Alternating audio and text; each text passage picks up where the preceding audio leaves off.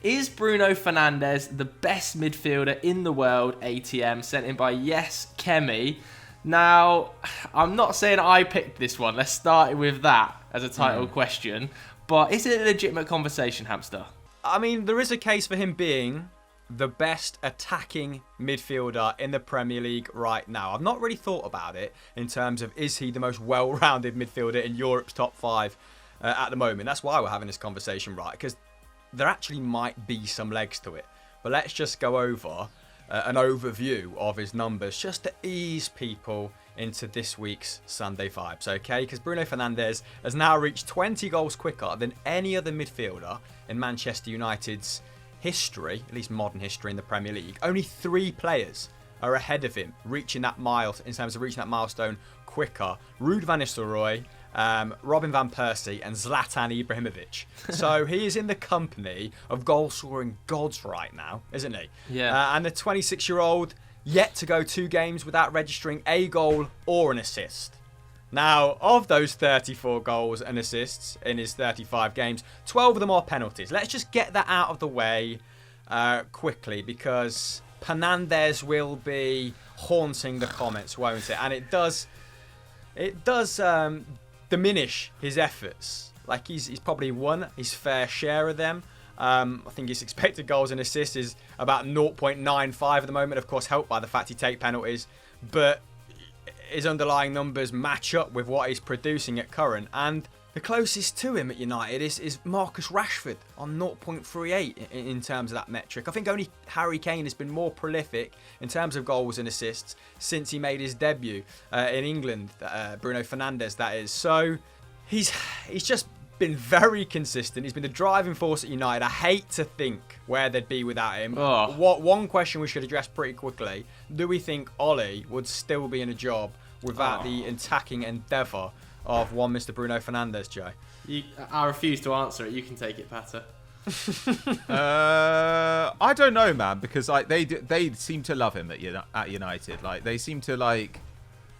They love him beyond reason. They keep coming out and just saying, we're going to stick with him. We're going to stick with him. But it is hard to imagine that he would have still been there, given that they went on a hugely impressive run over the back half of last season, and there are still question marks over Solskjaer now. So if that hadn't happened, then yeah, it might have been an interesting summer for them. But I mean, he pretty much did. I'm not going to say single-handedly, because I actually think that Rashford had really incredibly underrated season last year. And obviously Greenwood, everything he hit went in for several months. And Martial had a phenomenal second half of the campaign. But Fernandes was the driving force of it. And he also... And it's not just the goals and assists, because I do think you have to take away the penalties here. You do. But it's the intensity he brings as well. Like, he leads the press. He's snapping into tackles. He's always like working hard for the side. Like, I don't know. He just leads from the front, and you can imagine him playing for other elite sides in a way that it's quite hard to imagine with some of Man United's other midfield players. I mean, yeah, for sure. From a Manchester United perspective, like, Bruno right now is God amongst Manchester United fans. He can do literally no wrong. And, like you said, the main accusation is Fernandes. Like, yes, he takes penalties, but equally, the chance creation he brings to this team is so key. We create nothing without Bruno Fernandes on the pitch, both from whether it's from set pieces, although Alex Telles is looking like he's going to take more and more of those, even in open play. I think creating 4 open play shot actions per game. Incredible distributor from deep as well, kind of these long spraying passes over the top.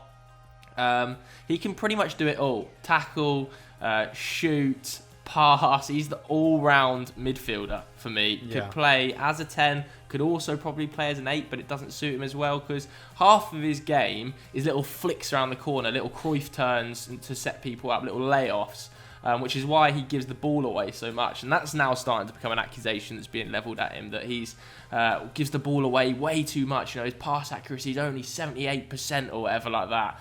But the reason he does that, and his pass percentage is so low, is because it's all flicks and tricks around the edge of the box, which is fine. Because when it's flicks and tricks around the edge of the box and you give it away, okay, it might not work. When it's a flick and trick around the edge of your own area, you're putting your team in trouble. He never tends to give the ball away in bad areas, and I think that's something that really stands him in good stead. To be honest with you, in my opinion, he's too good for Man United, really, and it's sad to say that, but if He's you were too to good for this version of Manchester United. exactly. But he definitely feels like a Manchester United player that Alex Ferguson would have. Oh, loved him for sure. But right now, he should be playing. He should be playing for like a Bayern Munich or like a Real Madrid. He's that level player. He's so good. He's honestly, from watching him every game, he's just ridiculous on the ball. It does off beg the ball, the question, everything. doesn't it? Like, how good could he be in a really functional side? Because he's creating what 3.3. You said 4 chances from open play. I think he's putting up 3.3 key passes per night at the minute, which leads the league. He's created 26 chances in total this season, which is 3 more than KDB, 5 more than Jack Grealish, Salah, and Harrison. So they're sort of the closest individuals to him, but they're part of much more coherent attacks, aren't they? Like, all of Manchester United's progression either comes down the left or through Bruno. One stat that really stood out to me as well was 535 yards gained per 90, which shows that he is having to drop very deep on multiple occasions and carry the ball forward himself to really progress United up the pitch. So he seems to be sort of inhabiting multiple roles right now, and you know, if he didn't have to do stuff like that, if he didn't have to put up over 3 tackles and interceptions, then maybe his attacking numbers would even be slightly more improved, which is a scary proposition, right? At the minute, he feels like what Liverpool fans kind of still think Bobby Firmino is. He's just this guy who is doing everything from the number 10 position, except putting up defensive numbers like a number 8. So, in terms of best let's go back to the question. In terms of best midfielder in the Prem, would you take him over KDB right now, Joe? If someone offered you a straight swap. Oh my lord, what a question. Well, I think KDB is an all-round better footballer. I'll caveat it with that. I think KDB is a naturally more talented player than Bruno Fernandes, but Bruno Fernandes at the moment is in better form than KDB. So I think over a long period of time, I would take KDB. But if you were to say I need somebody to play next Saturday and win me the game, right now I would take Bruno just because of his form. And I also think what Bruno adds to the team is pure leadership. He holds everybody accountable for every mistake. And I love that about him. And it's been a long time since United have had somebody who is just openly battering teammates when they're not good enough on the pitch and off the pitch. I remember the Europa League semi-final when Victor Lindelof had that stinker and Bruno was just in his grill, just like, what are you doing? Like, holding him immediately accountable. And I think in that game, Bruno put up something like 7 shots, 5 chances created and 4 tackles, just flying around the pitch. So I love him for not only his ability, but also what he brings in intensity. So I mean, I would take KDB over a long period of time because I do think he's slightly out of form at the moment, but he will refine that. However, if you stuck Bruno under Pep Guardiola, I dread to think of the output that you would be seeing out of Bruno Fernandes in that team. It would be incredible. So I'm just delighted we managed to get him. So right now, I wouldn't swap him, but over the long term, I would probably say KDB for me. But it's very, very close, Pato. I slightly disagree with some of this. Like, I understand this theory of like, oh, we put him on a better side, he'd have better numbers. But I think often, you know, the great thing about Man United from Bruno Fernandes' perspective is he gets the ball all the time. Everyone looks for him. Everything goes through him. And in a way, he doesn't have competition for people getting on the ball a lot in the final third because all of United's final third players are off the ball players. You know, Cavani, Martial, Rashford, Greenwood, these are all guys who want to make runs. They don't want to get on the ball and pass or create themselves. Now, Matt has played quite a bit, and he obviously is an on-the-ball guy.